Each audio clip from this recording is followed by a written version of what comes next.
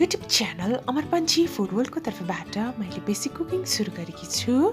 यस basic कुकिङको मार्फतबाट म हजुरहरूलाई हामीले दैनिक जीवनमा खाने परिकारहरू छिटो समयमा नै घरमै पाइने सामग्रीहरूबाट कसरी मिठोसँगले बनाउन सकिन्छ भनेर सिकाउँछु।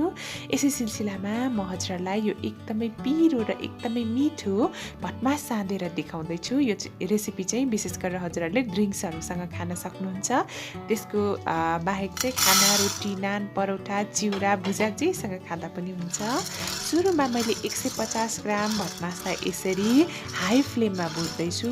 हामीले यो भटमास क्रन्ची गर्नको लागि चाहिँ सुरुमा 1 मिनेट हाई फ्लेममा भुट्छौँ यसरी। त्यसपछिको बाँकीको 1 मिनेट चाहिँ ठिक्कको आँचमा वा मिडियम फ्लेममा भुट्छौँ। यसो गऱ्यौँ भने चाहिँ क्रन्ची बन्छ।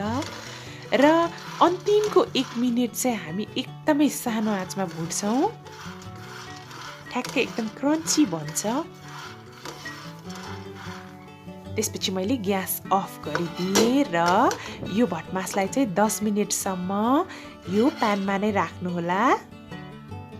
यसो गऱ्यौँ भने लामो समयसम्म पनि यो क्रन्ची रहन्छ। आजको रेसिपी 2 जनाको लागि बनाउन जाँदैछु। मैले रातो पाकेको गोलभेडा एउटालाई काटेँ, त्यसै गरेर प्याज एउटा चाहिन्छ, हरियो खुर्सानी एउटा चाहिन्छ, धनियाँका केही पत्ताहरूलाई लिएँ, कागती आधी जति चाहिन्छ र लसुन एउटालाई मैले यसरी सानो सानो पिसमा चप गरेँ। नुन खुर्सानी स्वादअनुसार राख्न सक्नुहुन्छ। मैले चाहिँ आधा चम्चा नुन युज गरेँ, आधा चम्चा रातो धुलो खुर्सानी युज गरेँ र भुटेको तोरीको तेल 2 चम्चा युज गरेँ। हजुरहरूसँग यो तेल छैन भने तोरीको तेल तताएर हाल्न सक्नुहुन्छ। मैले 1 चम्चा तोरीको तेलमा यसरी यो गुलभेडालाई चाहिँ फ्राई गर्दैछु। यो चाहिँ हामीले ग्रेभी नहुन्जेल पकाउनुपर्छ। हामीले के कुरा ध्यान दिनुपर्छ भन्दाखेरि यो गुलभेडाको पेस्टलाई हामीले तबसम्म पकाउनुपर्छ जबसम्म यसबाट चाहिँ तेलहरू बाहिर निस्किँदैन। यसलाई अझै अलिकति पकाउँछु म। यसो गऱ्यो भने एकदमै टेस्टी बन्छ।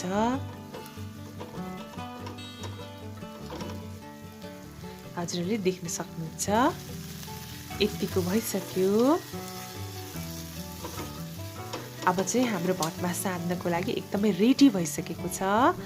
मैले एउटा प्लेटमा यसरी भटमासलाई राखेँ। सुरुमा मैले खुर्सानीलाई राखेँ आधा चम्चा जति, नुन राख्दैछु आधा चम्चा जति, त्यसका साथसाथै हरियो खुर्सानी काटेकोवाला राखेँ। कतिको मनपर्छ स्वादअनुसार राख्न सक्नुहुन्छ। प्याज एउटालाई राखेँ, साथसाथै लसुनलाई पनि राखेँ। लसुन चाहिँ नछुट्याउनु होला, एकदम टेस्टी बन्छ। कागती आधा जति राखेँ। हजुरहरूलाई एकदम अमिलो मनपर्छ भने एउटासम्म हाल्न सक्नुहुन्छ। त्यसपछि यसरी टोमेटोको पेस्ट अघि जुन प्यानमा पकाएका थियौँ त्यसलाई पनि हालेँ र यो धनियाँको पत्ताहरूलाई पनि राखेँ। भुटेको तोरीको तेल पनि हाल्दैछु। तोरीको तेललाई नै राम्रोसँगले तताएर हाल्नु भए पनि हुन्छ, यो छैन भने चाहिँ अब पनि एकदमै समय दिएर हामीले यसलाई मिक्स गर्नुपर्छ। यो रेसिपी चाहिँ एकदमै पिरो र एकदमै मिठो पनि हुन्छ। नुन खुर्सानी चाहिँ स्वादअनुसार एडजस्ट गर्नुहोला।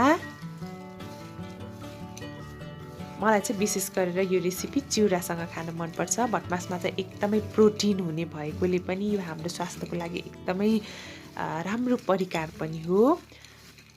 र हजुरहरूले चाहिँ मेरो च्यानल सब्सक्राइब गर्नुभएको छैन भने च्यानल पनि सब्सक्राइब गरिदिनु होला। र म हजुरहरूलाई राम्रोसँगले सर्भ गरेर पनि यो रेसिपी देखाउन जाँदैछु।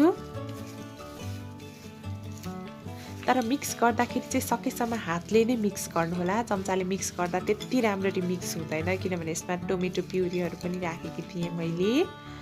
आजको रेसिपी हजुरहरूलाई कस्तो लाग्यो? यदि मन पर्यो भने भिडियोलाई लाइक, कमेन्ट र सेयर गरिदिनु होला। साथै मेरो च्यानल अमर पञ्ची फुड वर्ल्डलाई सब्सक्राइब गरिदिनु होला। Thank you so much for watching. Have a nice day. Happy cooking to all of you. Good by.